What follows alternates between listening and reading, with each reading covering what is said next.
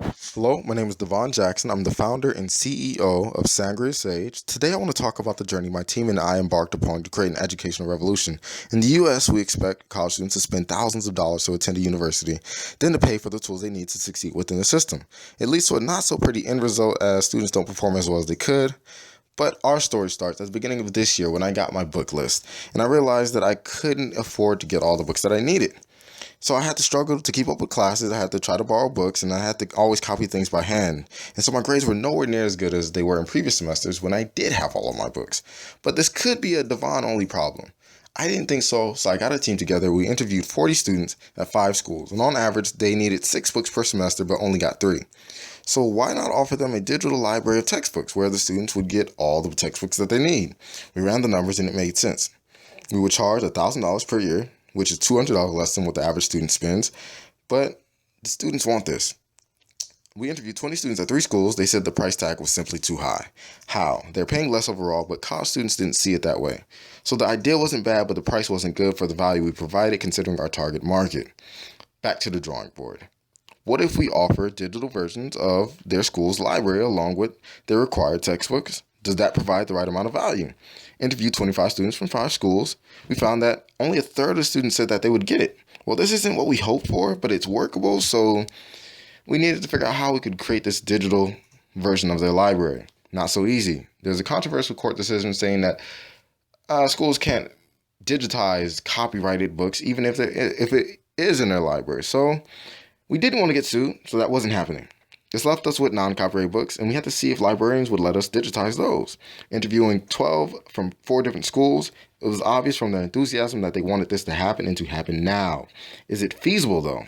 And so we ran a test for 1 week with someone digitizing a book for 1 hour each day, and they were able to digitize on average 18 books. That's 50 cents per book. But with an automatic scanner, digitizing about 75 books per machine with 5 machines per worker, this means that it's 2 cents per book. So this was great, but we still had to find a way to get the copyright books in the library. But paying for the licensing fees would quickly put us underwater for any average sized library. So we brainstormed and we developed a new way to acquire copyright text. It's called pay-per-use. This means that we paid the author and the publisher some small amount every time someone reads their book, for even a minute. This means no upfront licensing costs. Publishers and authors love pay-per-use because it takes away a lot of the overhead expenses and pays them for actual usage. We currently have over 100 authors in our digital library because of this. So it's feasible, but there was still a nagging idea that students wouldn't actually buy our product and that we were targeting the wrong users. So we said, oh, well, we're digitizing the books for the libraries and we're providing the system for their students.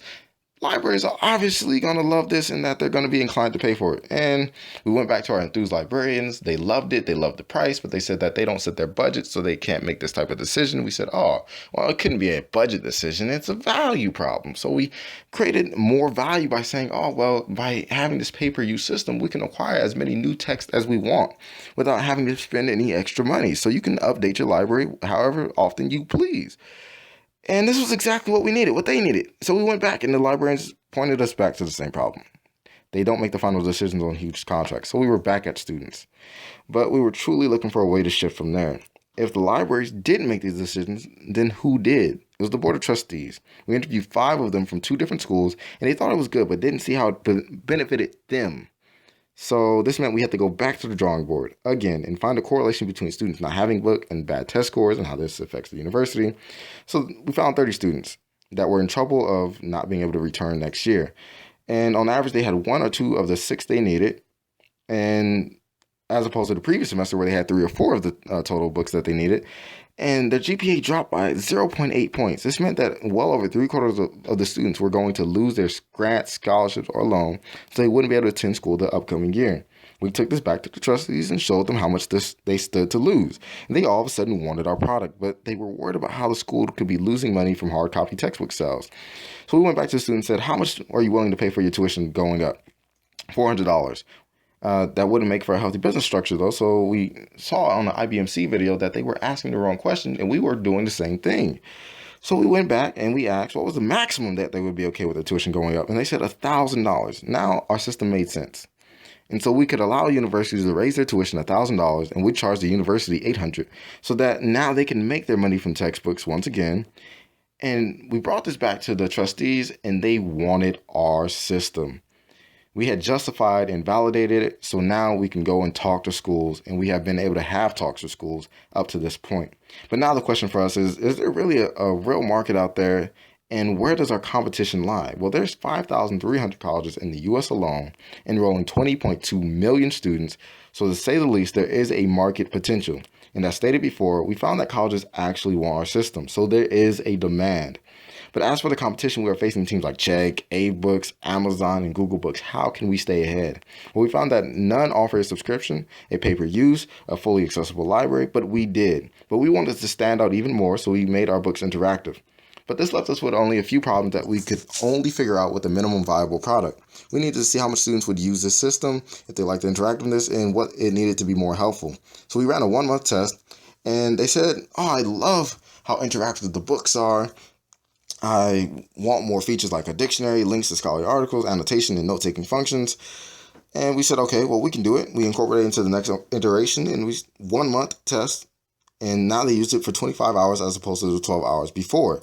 And they said, it'd be nice if I can schedule, see assignments, have meetings, and to check my grades. And this was great. And we said, okay, we'll add this functionality, but now we have to create a teacher app to go along with it. We ran another month of testing and found that teachers and students loved this round of testing and used it for 5 and 30 hours a week, respectively, but wanted to create more of a community of learning by allowing the sharing of notes, old tests, and have open communication and discussions.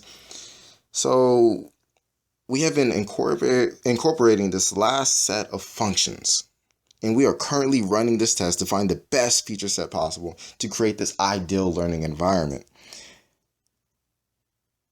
And we're just waiting for the results now. But from this overall process of iterating and pivoting and having a hypothesis and running experiments, we have learned so much. We learned that starting a business is not a straightforward process, and that we would have to pivot all the way from a business to consumer model to a business to business company.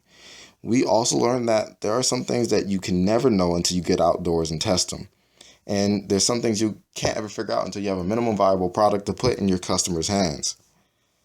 But by using these lessons and the tools that we've created and that we have with us, we're hoping to push the envelope of education not for the next 5 years or 10, but for the next century as we change the world's educational landscape. Thank you.